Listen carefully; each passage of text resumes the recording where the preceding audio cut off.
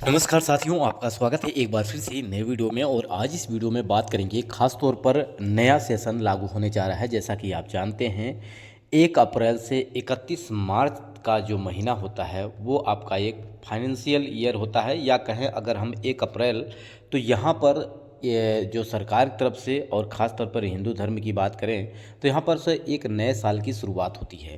तो यानी 1 अप्रैल से लेके 31 मार्च का जो महीना होता है वो आपका फाइनेंशियल ईयर होता है। और इस फाइनेंशियल ईयर में बहुत सारे बदलाव भी आपको देखने को मिलते हैं। जैसे कि अगर आज मैं बात करूंगा जो फाइनेंशियल ईयर 1 अप्रैल 2025 से शुरू होने जा रहा है, इसमें बहुत सारे यूपीआई से संबंधित, आरडी से संबंधित, अगर बात की जाए यहाँ पर सेबी से संबंधित और बहुत सारे बदलाव भी देखने को आपको मिलने वाले हैं।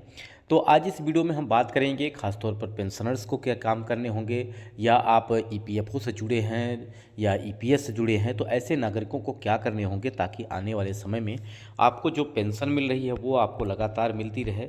और साथ ही साथ यहाँ पर अगर आपके पास बैंक अकाउंट है तो भी आप यहाँ पे अपने बैंक अकाउंट को एक्टिव लगातार रखे रहें, इसके लिए यहाँ पे आपको क्या करने होंगे। यूपीआई से संबंधित भी बात करेंगे, जैसे कि आप ऑनलाइन पेमेंट करते हैं यूनिफाइड पेंशन स्कीम, या बात की जाए और अपडेट जो कि आपको कोई भी शॉपिंग करते हैं उस दौरान, तो यहाँ पर आपको आपके अपने बैंक अकाउंट को भी एक्टिव रखने के लिए क्या करने होंगे।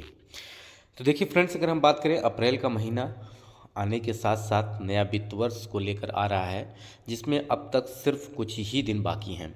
इस नए वित्त वर्ष की अगर बात करें तो आपके पैसे से जुड़े कई सारे नियम बदलने वाले हैं, जो आपका असर आपकी जेब पर होगा, जिसका असर वो पड़ने वाला है। ख़ास तौर पर यूपीआई से संबंधित जो यूजर्स हैं उनके ट्रांजैक्शन भी बंद हो जाएंगे अगर वो यह काम नहीं करेंगे, जो कि यहाँ पे हम आपको बताने वाले हैं।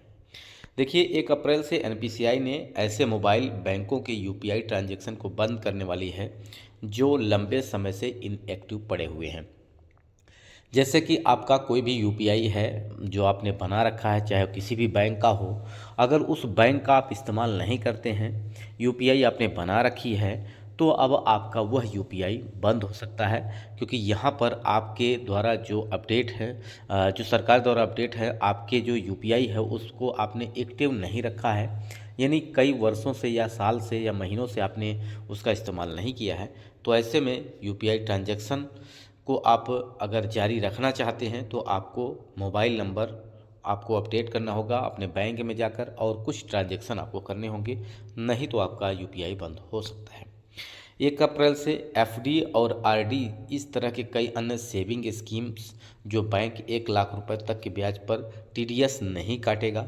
सीनियर सिटीजन के लिए सबसे पहले जो लिमिट रखी गई तो 50,000 रुपये थी, जिसे अब बढ़ाकर 1 लाख रुपए कर दिया गया है।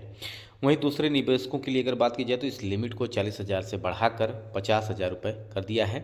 यानी जो टीडीएस कटता था वो आप कटौती नहीं होगी उसकी, जो कि धनराशि में वृद्धि कर दी गई है। वहीं अप्रैल से अगर बात की जाए तो कई बैंकों के सेविंग अकाउंट और एफडी की ब्याज दरों में बदलाव होने वाला है।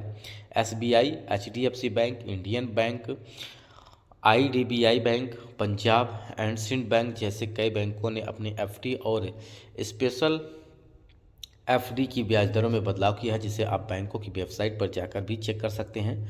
और साथ ही साथ यहाँ पे हम बात करें ईपीएफओ से जुड़े हुए, और यहाँ पर हम बात करें सुकन्या समृद्धि योजना के अंतर्गत, तो पहले जो रेट रखी गई थी 8.2% ईपीएफओ की, और वहीं पर 8.20 रखी गई थी सुकन्या समृद्धि की। तो पिछले वर्ष की भांति इस वर्ष भी ब्याज में कोई बदलाव नहीं किया गया है, वो दर आपको इसी दर से यहाँ पे मिलने वाली है।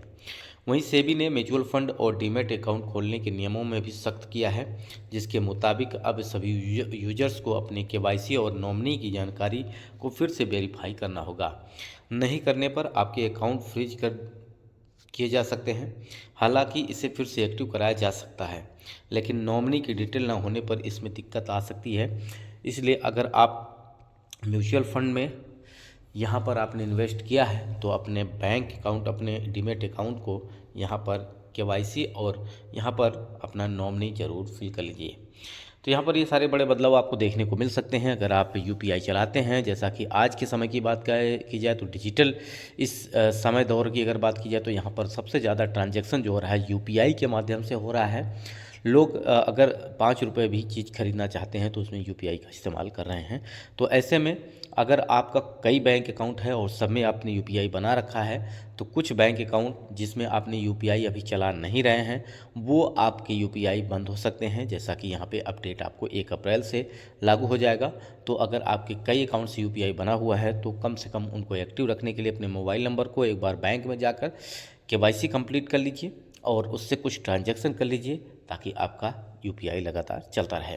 इसके अलावा आपके मन में कोई प्रश्न है आप कमेंट कर जरूर करिएगा, उस पर मैं आपको अलग से वीडियो प्रोवाइड करूँगा। वीडियो यहीं समाप्त करते हैं। नमस्कार, जय हिंद, जय भारत।